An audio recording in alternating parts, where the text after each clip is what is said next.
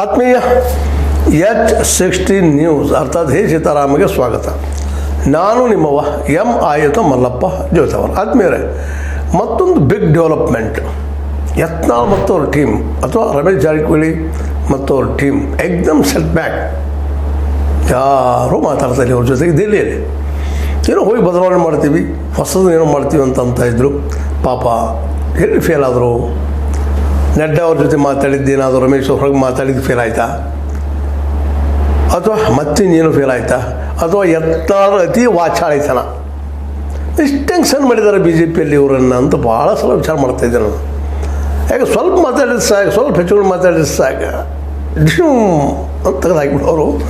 ಯಾಕೋ ಇವರು ಯತ್ನಾಳ್ ಭಾಳ ಸಣ್ಣ ಮಾಡಿದರು. ಕಾರಣ ಇಷ್ಟ ನನಗನ್ನಿಸಿದಂಗೆ ಇದು ಸುಳ್ಳು ಕಾರಣ ಇರ್ಬೋದು. ಹೈಕಮಾಂಡದಲ್ಲ, ಅದರಲ್ಲೂ ಬಿ ಎಲ್ ಸಂತೋಷ್ ಅವ್ರ ಭಾಳ ಪ್ರೀತಿ ಅವ್ರಿಗೆ. ಅದು ಯಾಕಾಗಿ ಅನ್ನೋದು ಅವ್ರು ಬಿಟ್ಟಂಥ ವಿಷಯ.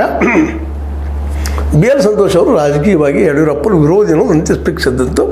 ವಿಧಾನಸಭಾ ಚುನಾವಣೆಯಲ್ಲಿ ಸ್ಪಷ್ಟವಾಗಿ ಕಂಡು ಬಂದಿದೆ.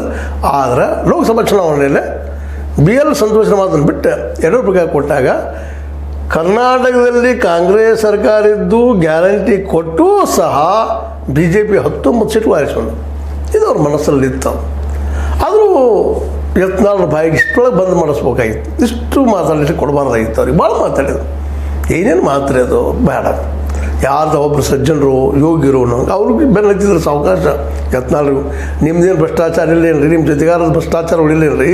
ನೀವೆಲ್ಲ ಸುದ್ದಿದ್ದೀರೇನ್ರಿ? ಶುರು ಮಾಡಿದ್ರು ನಮ್ಮ ಎಂ ಪಿ ಹಿರಣ್ಯಾಚಾರ್ಯ ಅವರು, ನಮ್ಮ ನಾಯ್ಡು ಅವರು, ಇವರೆಲ್ಲ ಶುರು ಮಾಡಿದ್ರು ನಿಧಾನಕ್ಕೆ.